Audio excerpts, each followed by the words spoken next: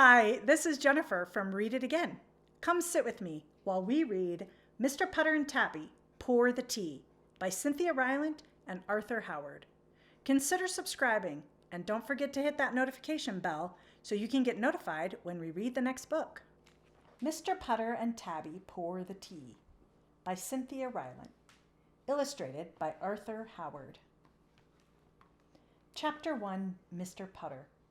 Before he got his fine cat Tabby, Mr. Putter lived all alone. In the mornings, he had no one to share his English muffins. In the afternoons, he had no one to share his tea. And in the evenings, there was no one Mr. Putter could tell his stories to. And he had the most wonderful stories to tell. All day long, as Mr. Putter clipped his roses and fed his tulips and watered his trees, Mr. Putter wished for some company. He had warm muffins to eat, he had good tea to pour, and he had wonderful stories to tell. Mr. Putter was tired of living alone. Mr. Putter wanted a cat. Chapter 2, Tabby. Mr. Putter went to the pet store.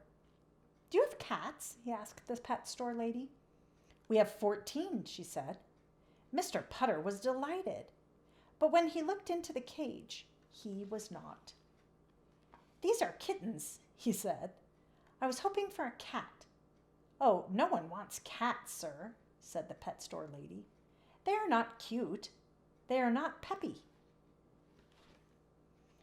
Mr. Putter himself had not been cute and peppy for a very long time. He said, "I want a cat." "Then go to the shelter, sir," said the pet store lady. "You are sure to find a cat." Mr. Putter went to the shelter. "Have you any cats?" he asked the shelter man. "We have a fat gray one, a thin black one, and an old yellow one," said the man. "Did you say old?" asked Mr. Putter.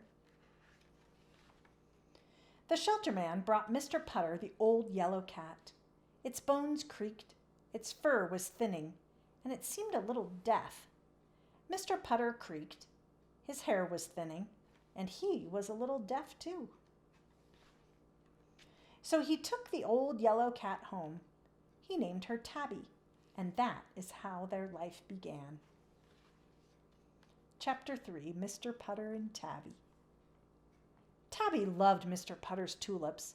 She was old, and beautiful things meant more to her. She would rub past all the yellow tulips. She would roll past all the red tulips. Then she would take her bath among all the pink tulips. Mr. Putter clipped roses while Tabby bathed. In the mornings, Mr. Putter and Tabby liked to share an English muffin. Mr. Putter ate his with jam. Tabby ate hers with cream cheese. In the afternoons, Mr. Putter and Tabby liked to share tea. Mr. Putter took his with sugar. Tabby took hers with cream. And in the evenings, they sat by the window and Mr. Putter told stories. He told the most wonderful stories. Each story made Tabby purr. On summer days, they warmed their old bones together in the sun. On fall days, they took long walks through the trees. And on winter days, they turned the opera up very loud. After a while, it seemed as if they had always lived together. Tabby knew just what Mr. Putter was going to do next. Mr. Putter knew just where Tabby was going to sleep next. In the mornings, each looked for the other as soon as they opened their eyes. And at night, each looked for the other as their eyes were closing. Mr. Putter could not remember life without Tabby. Tabby could not remember life without Mr. Putter. They lived among their tulips and trees.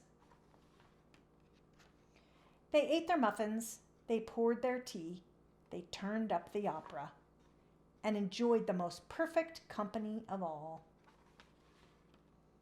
each other.